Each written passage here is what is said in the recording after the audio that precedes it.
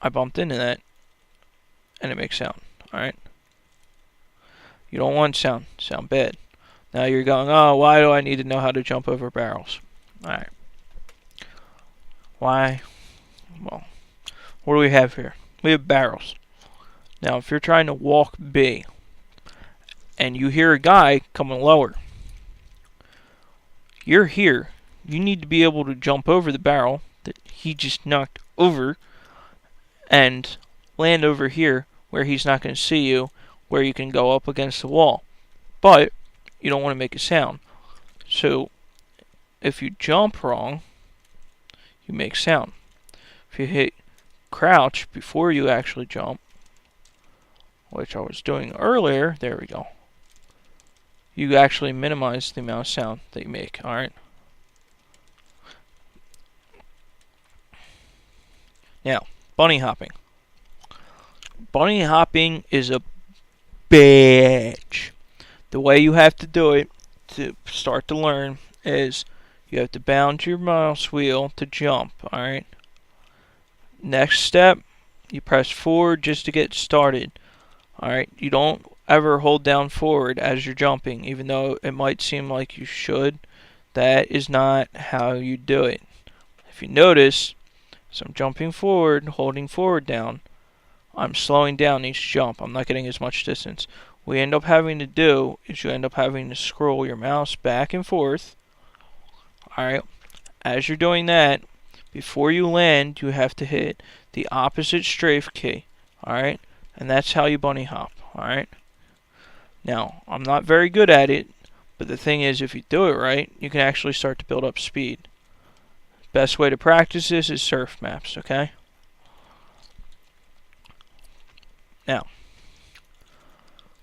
what I'm going to do right here is show you guys that these boxes, you can't shoot fully through, alright? Shoot, shoot, shoot, shoot, shoot, shoot, shoot, shoot, shoot, shoot. Nothing, alright? But you can cut the corner on them, alright? There's a whole lot of stuff like that on a whole bunch of maps. Barrels can be shot through. Alright, guys? You should know that by now. If you don't, I really don't know why you're on a Cal team. Anyway,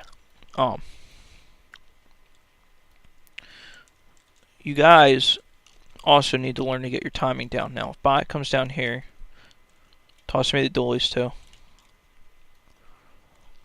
Alright. If bot runs, or if bot, hold on, I'm in the wrong spot. If bot runs and hits this wall, runs and hits this and goes back and forth without getting caught like I just did, and just run back and forth like this, I'll show you guys what a lead time is. Alright.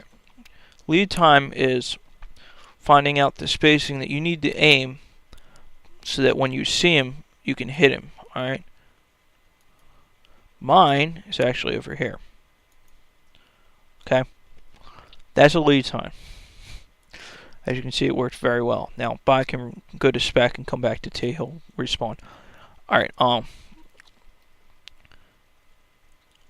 dinked the fuck out of him. Right there. Alright? Lead time is very important. That's the most you want to ever give your gap is your lead time. Maybe a tiny bit more so that you have an ability to shoot without hitting the wall like this and doing very little damage. Alright. Now, 4-1 splits. Alright. 4-1 split. An example would be 4 people walking B, which means as soon as they hit this box, they walk from here to out of sight over here. Out of sight from in there.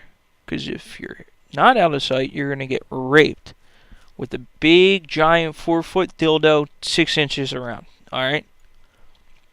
Now the thing is, you can hear them run by if they rotate through, which most people do. And the reason why they're rotating is because the one person who does not have the bomb, as I drop everything but the bomb,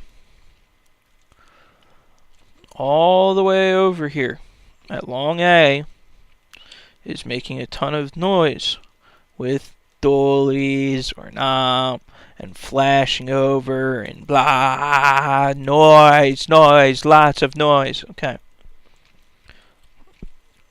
His job is to make them think there's more than just one of him and that he's rushing and that's where everyone's going. Now, you guys may or may not notice this, but if I run with the scout, you run faster than if someone's running with a knife. So if me and bot line up against this wall, fuck. Oh, here we go. We line up against this wall. Right here. Alright, go.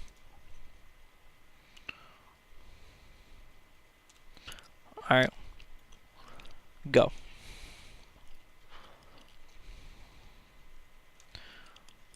Go.